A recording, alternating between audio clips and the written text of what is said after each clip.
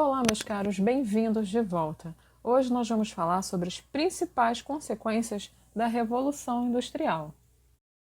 Relembrando um pouquinho do que a gente viu na aula anterior, a gente viu que a Revolução Industrial ficou marcada pelo desenvolvimento tecnológico e de máquinas que transformou os estilos de vida da humanidade. Antes da Revolução Industrial, o processo de produção era manufatureiro, ou seja, a produção acontecia em uma manufatura, na qual a produção era manual e o trabalhador realizava seu trabalho por meio de sua capacidade artesanal.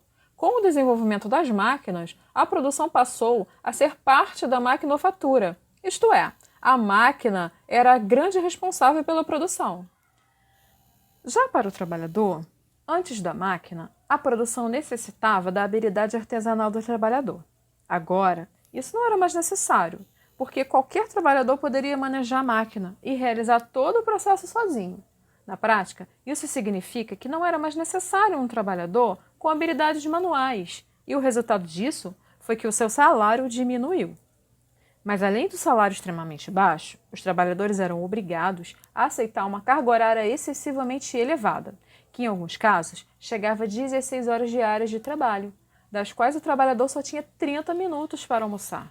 Essa jornada era particularmente cruel, porque todos aqueles que não aguentassem eram prontamente substituídos por outros trabalhadores. O trabalho, além de cansativo, era perigoso, pois não havia nada que protegesse os trabalhadores, e era comum os acidentes que os faziam perder os dedos ou mesmo a mão em casos mais graves. Os afastados por problemas de saúde não recebiam, pois o salário só era pago para aqueles que trabalhavam. Os que ficavam fisicamente incapacitados de exercer o serviço eram demitidos e outros trabalhadores contratados. Na questão salarial, mulheres e crianças também trabalhavam, e seus salários eram pelo menos 50% menores do que os dos homens adultos. Muitos patrões preferiam contratar somente mulheres e crianças, porque o salário era menor e essas eram mais sujeitas a obedecerem às ordens sem se rebelarem. E esse quadro de extrema exploração dos trabalhadores fez com que esses se mobilizassem em prol de melhorias de sua situação. E assim foram criadas as organizações de trabalhadores, conhecidas aqui no Brasil como sindicatos. Vamos fazer um rápido resumo das 3 revoluções industriais que a gente estudou.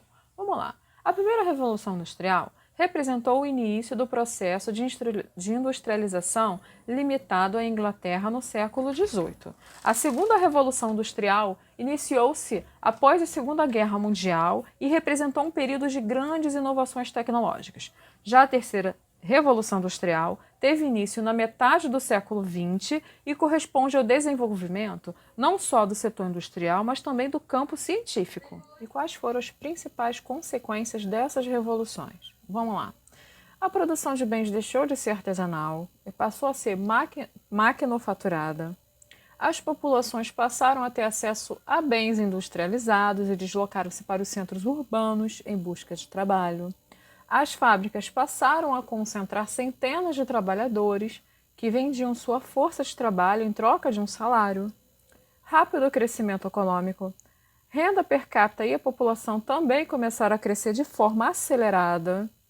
A concepção de tempo também mudou, visto que o aumento da produtividade atribuiu ao tempo o significado de valor, isto é, quanto mais tempo produzindo, mais valor.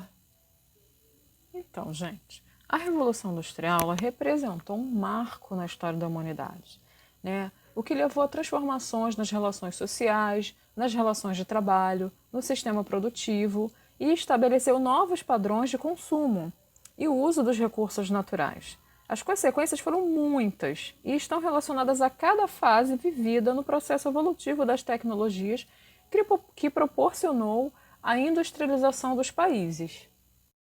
E assim nós chegamos ao fim, né, da nossa aula sobre a Revolução Industrial, sobre as consequências, as principais consequências da Revolução Industrial.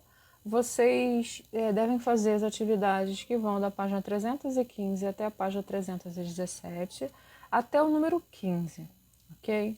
Eu agradeço a atenção de vocês e até breve.